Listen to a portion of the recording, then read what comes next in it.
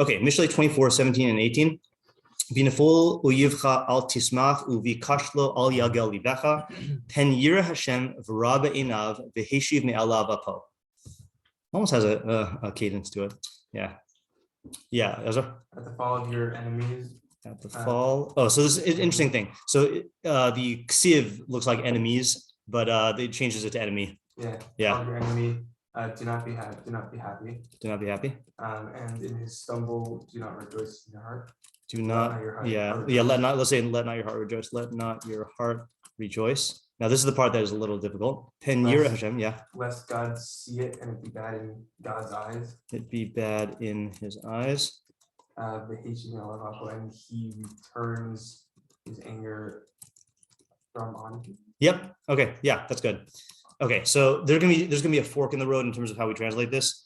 That last part. So we have Sadigon says, "Pen yira Hashem zos, lest Hashem see this, v'yira be'enav, and it is bad in His eyes. V'yashiv me'alav apo elecha." So and he turned back His wrath from upon him towards you. Okay, so that seems to be a split. The question is, like, in other words, do you add to you?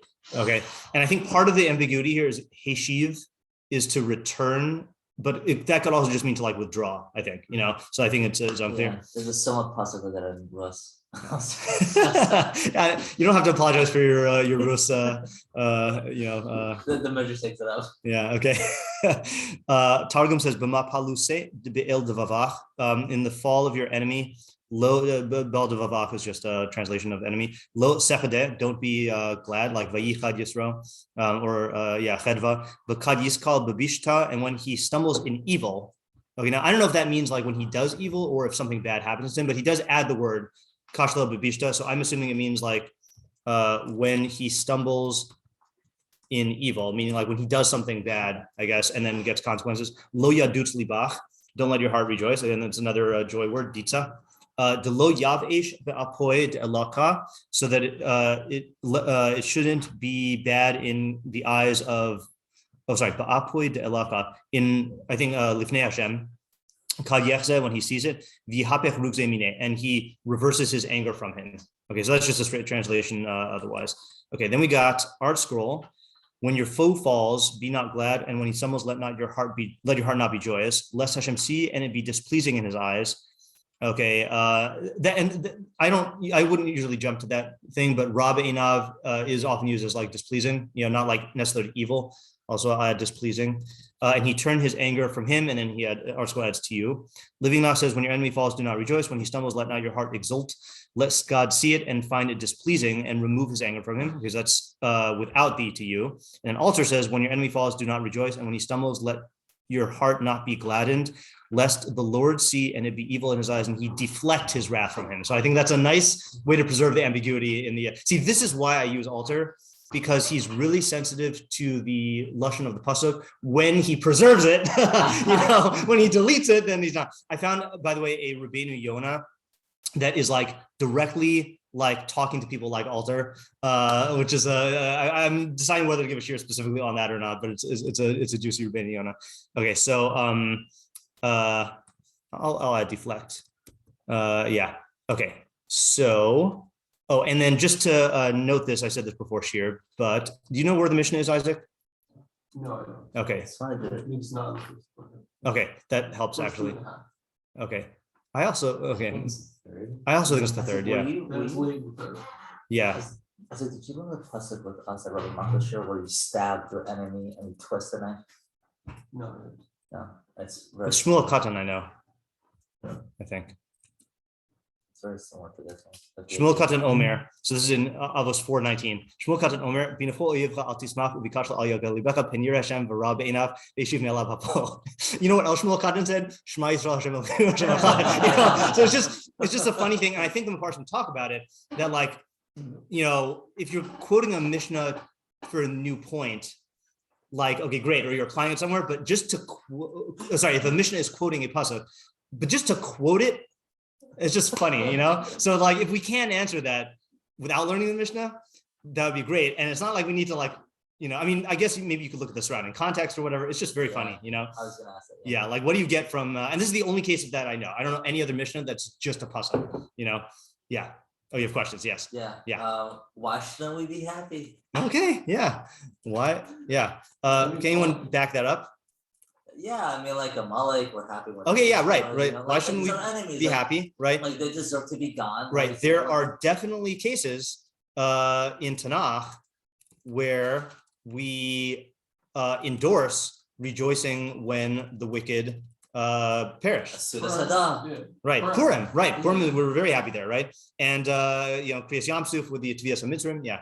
What type of enemies is? Okay. Yeah. Personal, national. What type of enemy is this? Yeah, and that is probably going to be like petty. Right. Like what's the nature of it? Yeah. Okay.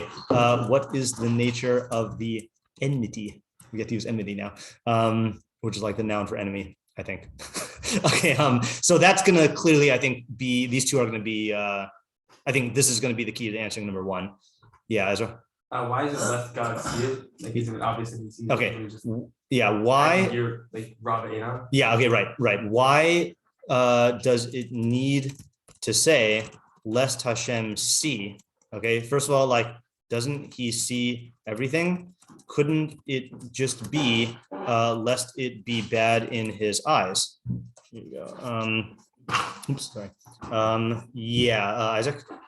Why would Hashem's wrath be deflected just because he's happy? Like if the guy should be getting wrath, Yeah. why does your reaction to it have any effect? Okay, right. So I'm gonna put this in terms of just the lashon of the pasuk, which is why should your happiness cause any change in Hashem's wrath towards the guy, right? In other words, I can understand if Hashem will now be angry at you, but the pasuk seems to imply that the wrath will be removed from your enemy, right? And possibly deflected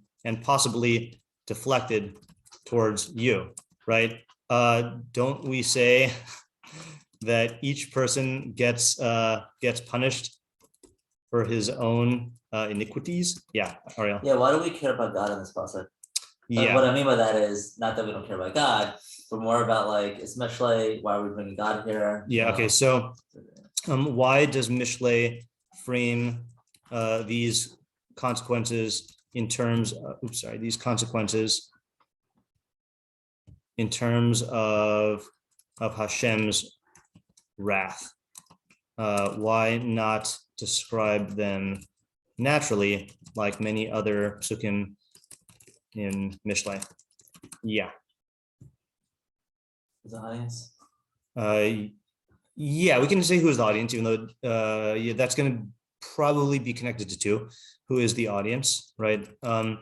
Also, I feel like we should ask. Anyone else have any other questions? Yeah, Ezra. What's the difference between Tismas and Defa? Yeah, and also Nefol and Kasha, Kasha. Yeah, right. So, what is the? Let's ask what is the scenario here, right? What is the scenario here? What if anything is the difference between Nafal and Kashal? Oops, sorry. And Kashal. I can almost hear the Malbim now saying Yesh Hevdel bin Nafal Kashal.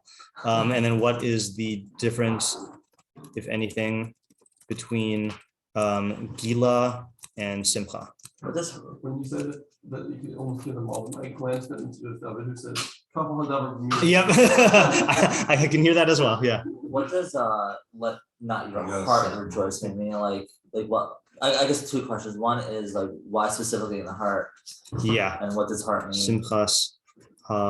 Yeah, it only uses lev for the first one. Or for the second one. The second one. Yeah. Right. So Gila, and then why is lev only tied to Gila? Yeah. Okay. Yeah. Asking why is this better than eyes of God is included in question 1, right? Yeah. So why shouldn't we be happy? Why is this deemed bad in the eyes of God? Yeah. I think we can also just ask as minor questions. Let's do. All right. So minor question 1 is can we justify the kriksiv? Okay, which is enemy versus enemies. And then minor question 2 is, can we explain why Shmuel HaKatan quotes this in Avos 4:19 without commentary? Yeah, Yaakov. What is God's wrath? And is that the same thing as whatever the fall of the enemy is? Right. So what is Charon? Does it use Charona? No. Where is Af Hashem? Where is Af? Sorry, hold on. Af Hashem. Is that the same thing as the enemy falling, or is it something different? Okay, and is that the same thing as the enemy falling, or is it different? Okay, Arya. Yeah. I'm not sure. I just forgot. Yeah, Ezra. This is only if Heshiv means remove and not turn on to you. But why is that a bad thing? Why should you not want to do that if God's gonna remove his finger? It's Okay, kind of right. That other question. Yeah. Yeah. So let's see here. So if Heshiv just means remove, why should you care? Yeah. I don't know. What's the this is an add-on to the first question, but like, what are the cases where we should definitely be rejoicing in our heart? Yeah. Also, what's unique about some enemies where we should rejoice in our heart versus like others we don't? Okay, that's a good question also. Yeah. I feel like I should move the scenario pasuk up to I feel like I should move these 2 questions up. And okay, I think we're good. Yeah, Isaac. Yeah. So I think I say like that's like what when 2 kids are fighting and the parent punishes one of them. Yes. And then this is a good example. I like it already. Yeah, and then the other kid is like, being visibly happy that the kid's being punished. Yeah. And then then the parent will punish that person, also, and their attention is going to be the force of the punishment is going to be shifted away from the kid that they were punishing, because now they have to deal with Right. This person who's being Okay. So that's good for Basar Vadam, and that's a great analogy to work with. The question is, why should that work for God? Yeah. Right. Yeah. Yeah. Yeah. Okay. I think the only time when you really are right to rejoice is when you are objectively not within the same category. Yeah. Not just like a question of degree, right. Which depending on what that category is, you're not necessarily gonna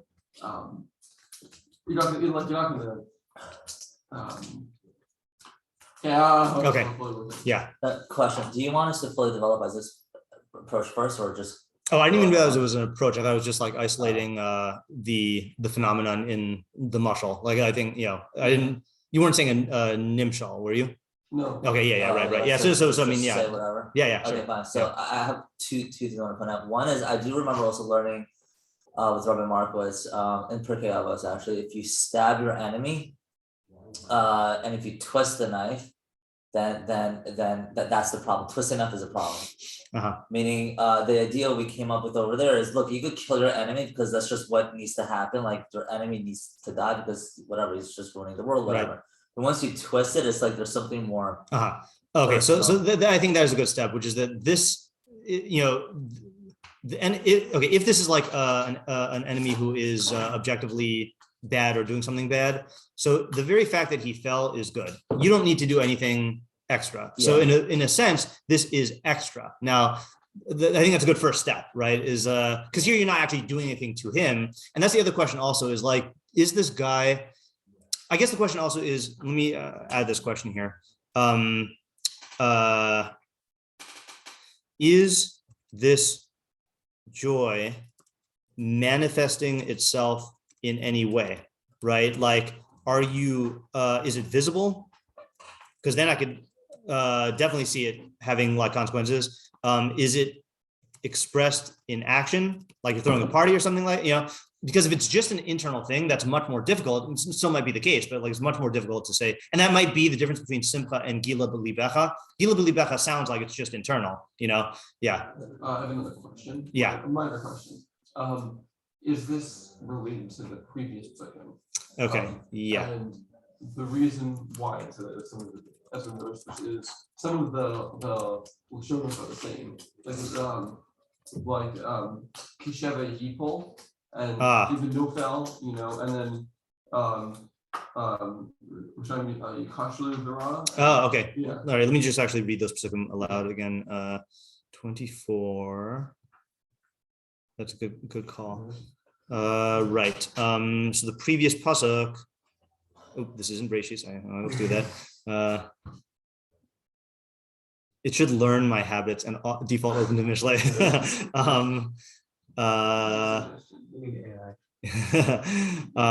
Good suggestion. Just default to Mishlei. Yeah. Nope. Where are we? Yeah, down. Oh, Tesign, yeah. Al terov rasha linevei tzadik al tashadid rifto kisheva yipol tzadik v'kam u'shaim yikash l'bara. So don't you Russia, don't lurk in ambush to the abode of the tzaddik, and don't plunder his dwelling place, because the kisheva yipol tzadik v'kam, because the tzaddik falls 7 times and gets up. U'shaim yikash l'bara, and Rishaim stumble in bad. And now here we're talking about when he stumbles, don't be happy. So it does sound like it's talking about a Russia, right? Which makes question number 1 even more difficult, or question number 4, right? Like, it's a Russia. If it was just a personal enemy, then I like there's much more wiggle room to say like, oh, this is like just a total imperfection in you that you're rejoicing. Yeah. I think one of the dangers of rejoicing is that there's a feeling of superiority you can have, that like, yeah, he's getting punished, I'm not, I'm better than him. Yeah. I don't know why, but it's apparently okay. So that's right. That attitude invites God to judge you. Okay, right. So I think that's also a good step. And this is one where, like, I think Isaac's first step of isolating a case that we can relate to in the Mashal world, I think you now need to ask yourself, when have I done this? There definitely is a really pleasant dopamine rush of like, when you see your enemy fall, especially when they like are being haughty in lording it over you, and then they like trip and fall. Like if it's a literal trip and fall, like a banana peel type situation, like even though it has nothing to do with like anything objective, there still is like this feeling of gotcha, and I think that the Mishlei error is going to come in that the bad decision. Yeah. All right. I have an approach. I want to differentiate between an enemy, like our insignificant enemy, like a personal enemy. Enemy. Well, I don't know if it's just limited to personal, but right. But and like an enemy, an enemy that goes against objective reality. Okay. That's a fair distinction. Yeah, which is like right. That's God's system. Right. But here's the thing also, that even if we have this distinction, we should be aware that even if there is an objective enemy that has a downfall, you might still be making the Mishlei mistake by relating to them in this way. So like they can overlap, So okay, fine. Yeah. And the question needs to be like, is that, like, for lack of a better term, I'm just still in Rapesach's Sunday shiur mode from yesterday, is that like a matir to like indulge in this imperfection, or like is it automatically good that like when a Nazi gets killed, then like or can you still have this imperfection there? Yeah. So that's the thing. I want to say that like let's say use a Malik as classic. Yeah. I think based off of what we have learned, and I could be completely wrong, that it's like almost like a kiyum. Okay. Yeah. That's definitely the most fun option. Yeah. It's just like a kiyum put them I down. hear. Okay, that's one approach. And now the question is like, why? Well, if you say it's because Amalek, like they really went out of their way to destroy us and the representation of like God's system, whatever. Yeah. Then like it's perfectly okay to do it because you want to diminish that quality. Right. Yeah. Right. And you want to rejoice in that. So it's not an imperfection. I think I would be very happy with this. Well, not whether you would be happy. Is it okay? Yeah. No. So let me just restate what Ariel's saying, then you could object, which is that that maybe even if there's some imperfection that you're partaking of by rejoicing, you're at the very least rerouting your emotions towards something that like is in line with reality. Like the downfall of this Russia is objectively good, and and like it's good for the society to rejoice when like evil is defeated, even if everyone's doing it for different reasons. You've got Moshe Rabbeinos who are doing it because like they relate to Ma'aseh Hashem, and other people who are not. Yeah, Yaakov? I think it's possibly is quoted about the journey of Mitzrayim by Yamsuf. Is it? Okay, interesting. Yeah, I think for God to rebuke the Malachim Asharis? That's interesting. Okay. I recently looked at that midrash, but it could be that there's different versions of the midrash. And maybe I'm thinking of one and not the other. Yeah, Ezra? Oh, were you saying something? I did for a bit, but yeah, David? Okay. Yeah, Isaac and then Ellie after that. Yeah. Yes, I have conflicting thoughts about this. Okay. I feel like the thing to be celebrating is the downfall of the Rishos, not the Russia. Right. Like that's a good distinction. Yeah, like celebrating that that like this, the Rishos that this person was doing is now not going to keep happening. Mm-hmm. Or losing power, whatever it is. Yeah. Because and I think there's a difference between celebrating that versus celebrating the downfall of the person. Yeah, and this sounds like it's condemning the downfall of the person, right? Oyivcha and bikashlo, and then there's also like a mida connected mida vibe of like, oh, you're making it about the particular person, so God's gonna like make it about you. So there's some vibe like that. Yeah. The other the thing that's making me feel like the other way is I think we talk about Hashem being vengeful on the Rishonim. Yeah. And I mean I don't know what that idea is, but I gave a shiur on that this year on vengeance as a halachah b'dracha, kimun b'halachah. So like maybe I listen to that. That's why I'm thinking. But like that sounds like it's tied to the particular people, not just I hear. I think that's a good distinction also. Yeah, Ellie, and then Ezra, and then Ariel. Yeah, this is pretty identical to what Isaac just said. But I guess like an example would be like if in a random case, like an asteroid was gonna like hit Earth, and then like some miraculous act happened and prevented that. Yeah. That would like you would have to be just as joyous as if say like your enemy was destroyed. It's not about the enemy being destroyed. It's more about the being saved from like disaster. Right. That's a very good thought experiment for this, right? Is that you have to be relating to it. That's what I thought you were going to say in the very beginning when you used the word objective, like that if it's objectively, but I think your second distinction is better. If it's objectively about the removal of the rishus or the avoidance of like the harm, and you're relating to it, like as Ellie's pointing out, you're relating to it in the same way as you would like a non-human phenomenon that is damaging or destructive being removed. So then joy your heart out, like gila your heart out, but if it is about the person and it's partaking of that ego rush or like the relative, like now I'm winning, like then that's what this is partaking of. But we still need to, I think we need to shift the discussion into the pasuk 18, right? How is this going to affect Hashem's wrath on that guy? We're starting to develop an approach of how God's going to be wrathful at you. But the question is, both translations say that God's removing his wrath from the other guy. That's the difficult part. Ezra? So mine's more of a challenge on like Isaac Ellie's theory than like a real approach. But we say in Vilamoshini, Choha Risha Kredi, and then we have a gear to change Choha Mini Kredi. Right. Well, funny you bring that up, right? Because isn't Shmuel Katan the one who established? No? Really? Hold on. What was it? I think I made a meme about this. Shmuel HaKatan. Stumble. A good stumble. No, Babylonian religious scholar. That's his LinkedIn page. No, it's just I definitely had. Wait. Okay, I'll have to send the meme later on. I'm pretty sure that it was Shmuel HaKatan, and I think they chose him to be Misaki and Birkas Aminim because he was so not in the vindictive personal mode. That's interesting. So it could be harmonious with this approach. But with the pasuk, it seemed. So with the gears to change, it looks like we're actually saying like, no, the people themselves, like, we want destroyed. Not that we should be happy in their destruction, but like, you actually want them destroyed, not like right. So I'll answer that question with my current understanding of. I don't think I gave shiur on this.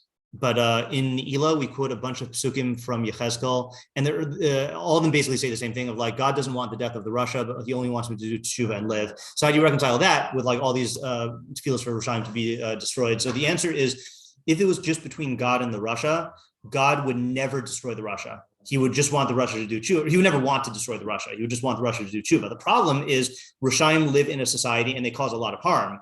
So there has to be a balance in divine justice between giving midas harachmim on this particular person and giving them an opportunity to do tshuva, but then midas harachmim on the world, which is going to be carried out by employing midas hadin on this guy. So like, I think we can still want this Russia to be destroyed as an asteroid, like as a destructive force, but at the same time, not have this feeling of achzarius about this as a human being, And I think, just about that, I think them doing tshuva is an asteroid destroying the rishos.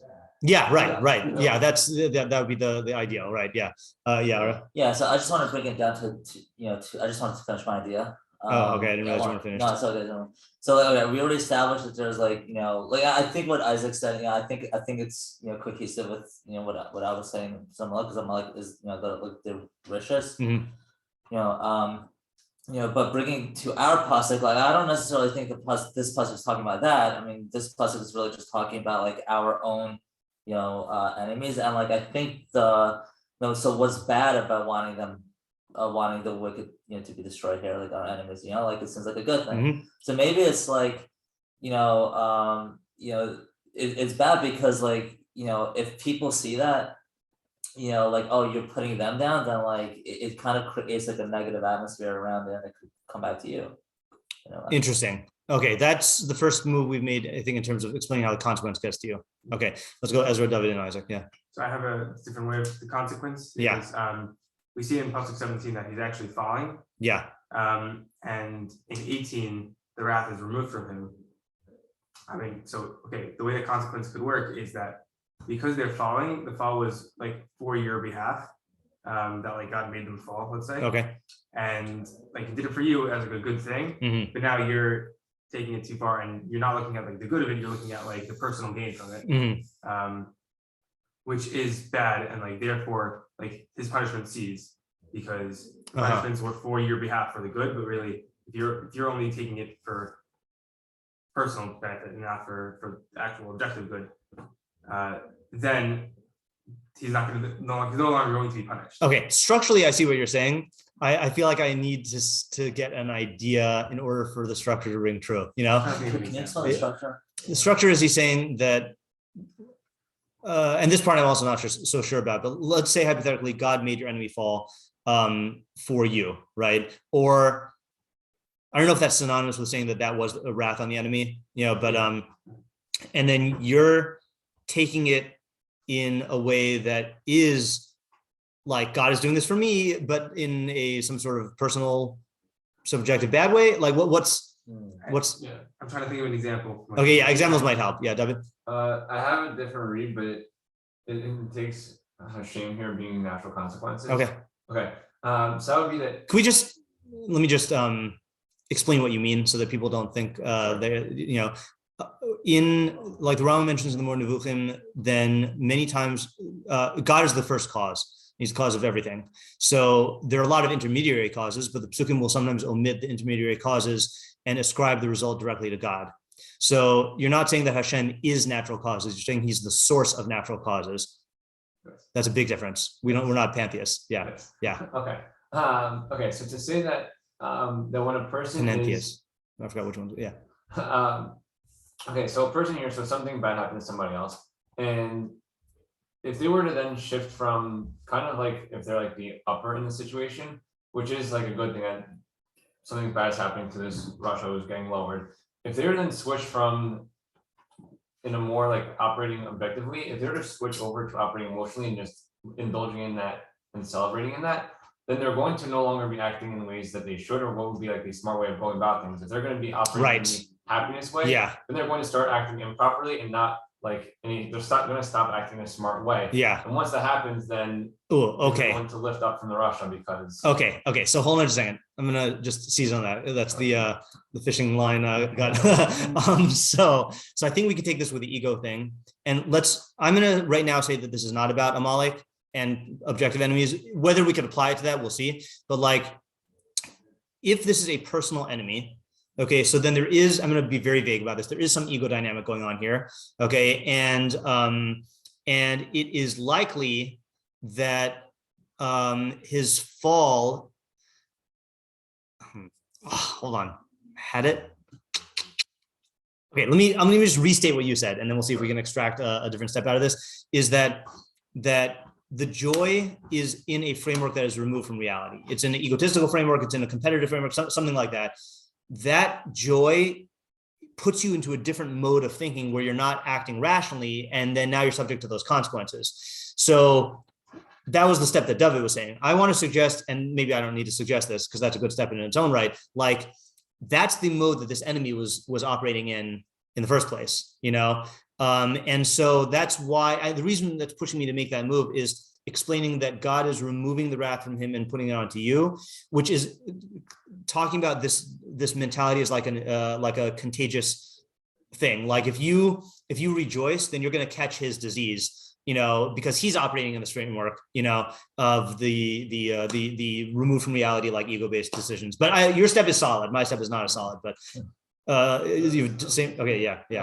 So I think my thought is related. Yeah. But I think also addresses what Ezra was saying. We were talking last week about how one of the things we talked about last week is how the Russia falls and Tzaddik simply that because it's clear that the Tzaddik is operating in in the framework of objective reality, whereas the Russia is operating in this this egotistical and personal dynamic thing that's why he's trying to ambush the Tzaddik. But I think when you see the Russia falling and you're having this like personal rejoicing, then that like muddies the waters of like who's like objectively right here, because then like I think it's less clear to people that like this guy who's falling was the one who had this like personal agenda, and the guy who's not falling is in the right. Yeah. Right. So are you? Then, yeah. And so I'd say that the Hishiv male of Apo is that then I'd say the off is consequences from other people. Yeah. And I think once they are seeing that there's this whole like interpersonal dynamic going on beyond whatever the person is getting, beyond whatever the falling person is getting consequences for, then they're gonna like take a step back. Okay, so I don't object to your idea, but I'm going to say what the voice of Rabbi Moskowitz in my head is saying, that he would say if he heard this. It's too complicated.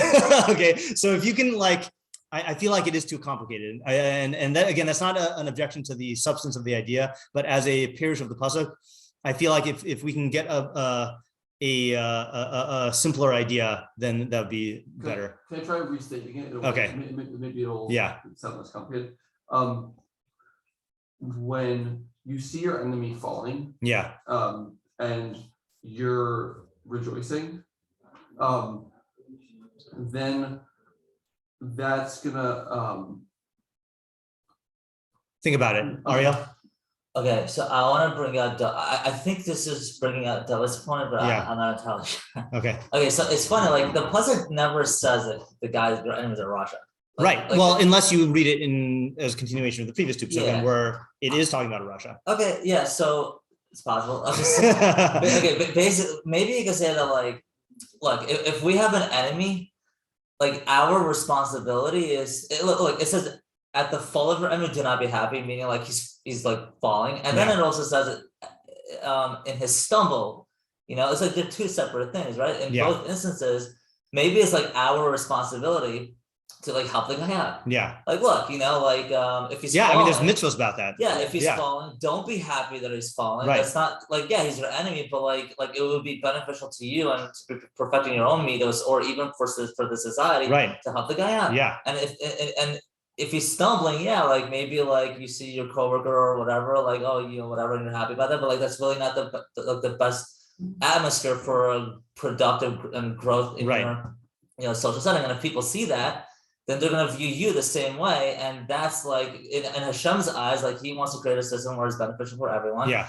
And now you're viewing this guy as someone who you should put down, then people are going to now view you as that's the deflection. Okay, so let me just map out. We have two approaches here. Okay, we're going to call one the David approach. Okay, which is that all the consequences are occurring because within your own, as a result of the stuff going on in your own head, right? That you are, by giving into this joy at seeing your enemy fall, it's messing up the way that you think. And that's going to be the cause of the wrath. That's what God is being displeased by, and that's going to cause the wrath. I think this is a complete idea. The only thing we're not explaining according to that approach is God removing his wrath from the other guy. But we understand now how the wrath comes upon you. Just 1 second. Sorry.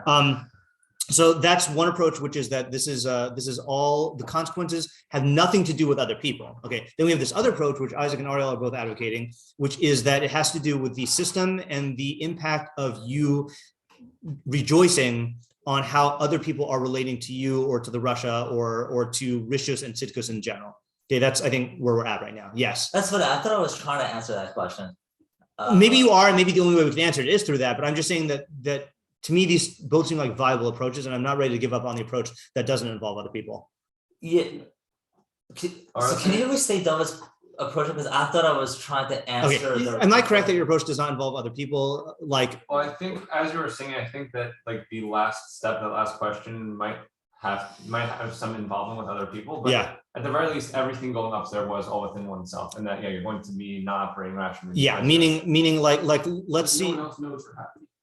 Whether or not people know you're happy. There's this great scene. Okay, again, the movie I recommend in general, but the Big Short, which was about it's one of the few movies I was listing the movies, few movies about Chachamim. Okay, and I think it's really a movie about what Yirmiyahu must have felt like, because it's about the real world. What do we call it? The housing crisis. Yeah, and there's a handful of people who saw it coming, and they were independent of each other.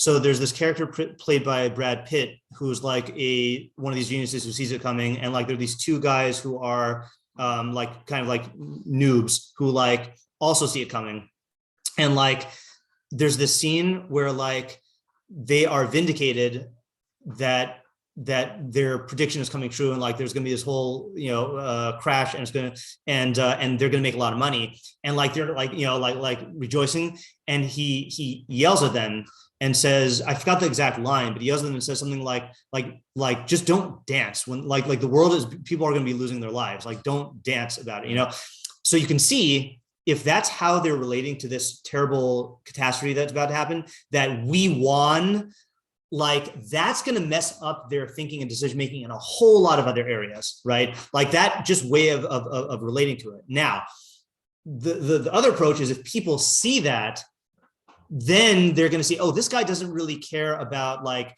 mankind. He doesn't care about the system. He just cares about greed. He just cares about his own money, and that's going to mess stuff up. Yeah. Isaac. Yeah, I guess I'd restate what I was trying to say, okay. Which is when you're rejoicing about your enemy falling, in a visible way, then you're changing. You're changing what's happening to being the person getting consequences for whatever for whatever reason, to it being about you winning and then losing, right? And then people are there's gonna be like people reevaluating and that, and then and then you're making it and then that's gonna change things. Okay, good. That's a much more concise way to say it. Yeah, Jacob? I would think that was the approach. Yeah. Presumably the enemy is stalling because it took some sort of undue risk. Like that's what I was trying to say, yeah. Russia is stalling, Russia detects the site falls because the site has a good support system. Right. So it's not smart detectors. Right. So if the other guy, the person this bus is talking to, allows himself to think that he's winning just because it's him, not because he's cautious, he's in line with good probability, that could erode his knowledge that he needs to take caution, and he himself can come to take. Okay, so let me just take one step in the. I don't know if it's even a bigger step or if it's just restating it, or if it's a different idea. You tell me. Is the Mishlei Russia is someone who imposes a value system onto reality that is all about his own self-glorification, right? And the tzaddik is someone who behaves in a way where he is supporting the members of the system and bringing about the best good for everybody. So the moment you rejoice, you are framing this in exactly the same way as the Russia framed it. Now, that does not mean that you are a Russia, because this doesn't mean that all your decisions are going that way. But in that moment, you're catching the contagion of the rishus by saying, I won, or I have a victory here, and that is that's where the spread of this rishus happens. I don't know if that's in line with what you're saying, Step. Yeah. Okay.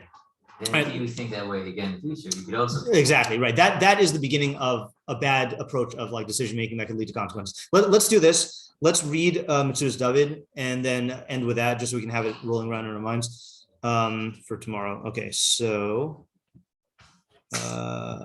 scroll. Oh, this is a new packet, so it should be at the beginning. Is there a Metzudas? Oh, wait, did I miss it? Okay, hold on. This is just very slow. Why am I not seeing it? Oh, you mean the whole first? The whole first. Okay, yeah. Next. Okay, there we go. V'ra be'inav al sha'ata sameach b'takalaso. Okay, so hold on. Okay, yeah, it's evil in Hashem's eyes. You know what? Can you read it as it's evil in the Russia's eyes, or your enemy's eyes? No, lest Hashem see and it's even. No, that's a difficult read. Okay, never mind. Got to keep the creativity open. V'hishiv me'alav Ritzalamer Alecha Yashuv Ha'af Me'alav Ki Mimenu Yasir V'Alecha Yachol. Okay, so at the very least, what he's doing is he is confirming the art scroll read of removing the anger from the other guy and putting it onto you. I don't see how that is going to happen. Is there someone we can read who gives us? Oh, reading it is long. Okay, you know what? Maybe we should just leave this for tomorrow. All right, let's officially end here. I'll hear what you guys have to say, but I'm going to officially end just so I don't want to keep you guys waiting. Yeah, Isaac, you want to say something? Oh, I forgot. All right, I'm going to go. Thank you. All right, see ya. Yeah. Just a question to remember the definition. Yeah. Why is it actually just? Mr. Why is this actually just? Yeah, forgot to do this. That's a good question. Yeah. We'll have to think about that one. So that's really wrapped up in our question number 4 about, why should your actions affect God's treatment of this guy? Yeah, Isaac? Yeah, that was about what it means for God to see it. Yeah. We forgot about that question. Yeah. I forgot about that question. Yeah. This isn't something that you're always going to get consequences for, Right. So it's like sometimes God's not going to see it, you're going to get away with it. But I hear. Okay. All right. Very fruitful puzzle though. Easy to think about, difficult to finalize.